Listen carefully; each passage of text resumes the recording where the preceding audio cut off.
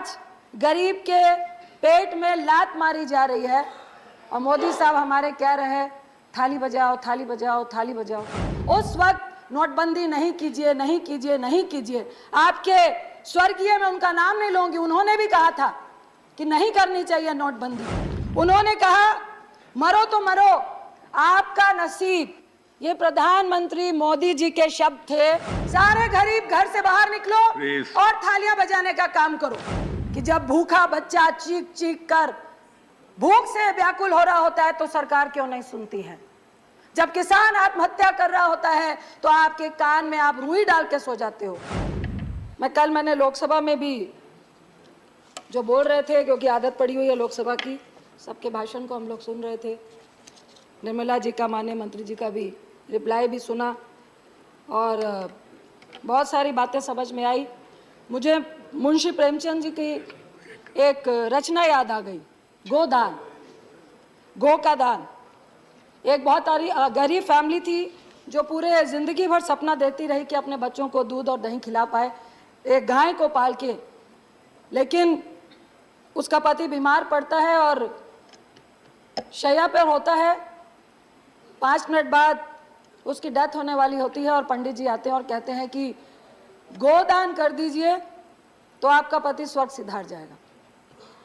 उसकी पत्नी घर से गई, 1 रुपए का सिक्का लेकर आई और पंडित जी को दिया और कहा, पंडित जी मेरे घर में यही 1 रुपया बचा है, पूरी जिंदगी मेरा पति दूध और दही के सपने लेकर गौ पालने के सपने देख रहा था और आज आप कह रहे हैं कि स्वर्ग सिधारने के लिए गौ का दान कर दीजिए। मैं ये इसलिए बोल रही हूं कि आज गरीब के पेट में लात मारी जा रही है और मोदी साहब हमारे कह रहे हैं थाली बजाओ थाली बजाओ थाली बजाओ। आप सारा ठीकरा यूक्रेन की लड़ाई पे ठोक रहे हैं, आप कोविड को दे रहे हैं, लेकिन आपकी नीति ने जो नोटबंदी से 2016 से जो गलतियां पे गलतियां की, कभी भी उसका आप जिक्र नहीं कर रहे। जितने अर्थशास्त्री थे उन सब ने कहा था जब हमारे देश की आर्थिक स्थिति बिल्कुल स्टेबल थी, उस वक्त नोटबंदी नहीं कीजिए नहीं कीजिए नहीं कीजिए। आपके स्वर्गीय में उनका नाम नहीं लूंगी, उन्होंने भी कहा था कि नहीं करनी चाहिए नोटबंदी। उस दिन से आज तक हम अपने देश की आर्थिक स्थिति को संभाल नहीं पा रहे। मैं 2013 का प्रधानमंत्री जी का भाषण याद कर रही थी, जिन पे उन्होंने कहा था कि मनमोहन सिंह जी महंगाई का मां नहीं बोलते हैं, प्लीज मनमोहन सिंह जी आए और महंगाई के बारे में बताएं कि कब कम होगी। उन्होंने कहा मरो तो मरो आपका नसीब, ये प्रधानमंत्री मोदी जी के शब्द थे मनमोहन सिंह जी के लिए। उन्होंने कहा था कि आप गरीबों के लिए कह रहे हैं मरो तो मरो आपका नसीब। मुझे फिर याद आ रहा है कोविड का वक्त, जब करोड़ों लोग सड़कों में चल रहे थे, हजार किलोमीटर चल के जा रहे थे, तो मुझे लगता है मोदी साहब यही कह रहे थे मरो तो मरो आपका नसीब। क्योंकि उस वक्त गरीब को पैसा देना था तो आपने क्या बोला, सारे गरीब घर से बाहर निकलो और थालियां बजाने का काम करो, थाली बजाने से आपके पेट में भोजन मिल जाएगा।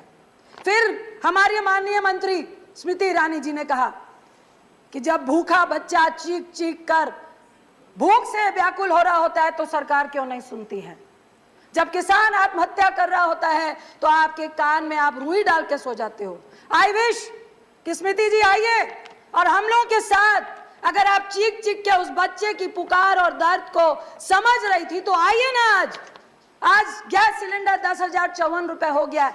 आज आप हमारे साथ चीख चीख कर गरीबों की बात करिए, अपने घर की रंजिश मत निकालिए प्लीज, आप मंत्री। इसके बाद मैं सुषमा जी का एक मिनट रंजिता, माननीय मंत्री, किसी का नाम लेकर यहाँ सवाल नहीं करना चाहिए। स्वर्गीय सुषमा जी की स्पीच को याद करना चाहती हूँ, जिन्होंने कहा था कि यह संवेदनहीन सरकार है, यह बिल्कुल भी गरीबों के बारे में सोचने वाली सरकार नहीं है, यह विश्वासघाती सरकार है। आज मुझे कहना पड़ रहा है कि अगर सुषमा जी होती तो वो निश्चित बोलती कि यह संवेदनहीन सरकार है, हमारी ही सरकार है, यह विश्वासघाती सरकार है, हमारी ही सरकार है। मुझे डर लगता है जब मैं प्रधानमंत्री की उस स्पीच को सुनती हूं जो उन्होंने कहा था कि घर में चूल्हा नहीं जलता है बच्चे भूख से रो रो कर सोते हैं और माँ आंख में आंसू लेकर चुप हो जाती है। जब आंसू की बात पीएम साहब के मुंह से सुनते हैं तो हमें डर लग जाता है, क्योंकि उन्होंने पहले मिडिल क्लास से महिलाओं के आंसू निकलते हैं, मेरे भी निकलते हैं। सब्सिडी छोड़ दो, महिलाओं ने छोड़ दी। कहा गरीबों को सब्सिडी देंगे, महिलाएं पसीज गई। हम सब ने सब्सिडी छोड़ दी। आज हर्ष क्या हुआ? आज आपने 1600 रुपए का एक झुंझुना पकड़ाकर 7 करोड़ लगभग लोगों को आपने चूल्हा और गैस दिया। आपको मालूम था कि गरीब आपके झांसे में फंसेगा। 1 चुनाव 2 चुनाव आपने उज्ज्वला योजना से निकाल लिए। उसके बाद क्या हुआ? क्या वो 1600 रुपए, वो सब्सिडी जिस रेवड़ी की बात आज मोदी साहब कर रहे हैं, प्रधानमंत्री साहब कर रहे हैं, क्या वो रेवड़ी नहीं थी? लेकिन वो रेवड़ी में फर्क इतना था, गरीबों के लिए नहीं थी, गैस एजेंसीज के लिए थी। आप 1600 रुपए गरीबों से ले रहे थे, बाकी का पैसा सरकार दे रही थी। किसका दे रही थी? टैक्स पे ही का दे रही थी। उसके बाद क्या हुआ? आज आंकड़ा है, इतना वक्त नहीं है, लगभग 7 करोड़ घर, जिसमें 4.5 करोड़ वो लोग हैं जो उज्ज्वला के तहत आते हैं, 1 साल में एक भी गैस रिफिल नहीं करा रहे हैं।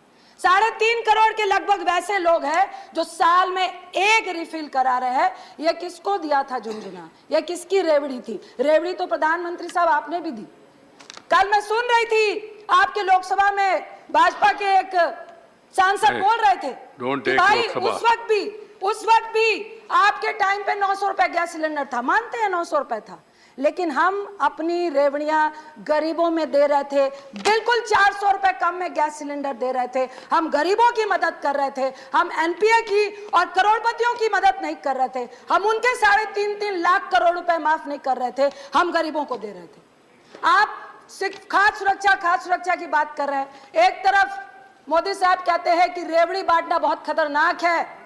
मैं प्रधानमंत्री साहब सभापति जी के माध्यम से बोलूंगी, उज्ज्वला की रेवड़ी हो, चाहे आपकी कोई भी गरीबों के लिए रेवड़ी हो, वो रेवड़ी में ना तिल था, ना चीनी थी, ना गुड़ था। ये तिल, चीनी, गुड़ सब कुछ कोई जो लेके गया वो कॉर्पोरेट थे।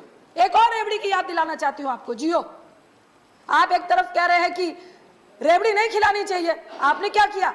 पूरे देश को जियो का रेवड़ी खिलाई। पहले बोला मुफ्त में दे रहे हैं, मुफ्त में दे रहे हैं, मुफ्त में दे रहे हैं। जब आपको आदत डल गई, उसके बाद अब कितने में जियो का लोग प्रीपेड और पोस्टपेड भरवाते हैं। ये कौन सी रेवड़ी थी? ये रेवड़ी भी कॉर्पोरेट के लिए थी, गरीबों के लिए नहीं थी।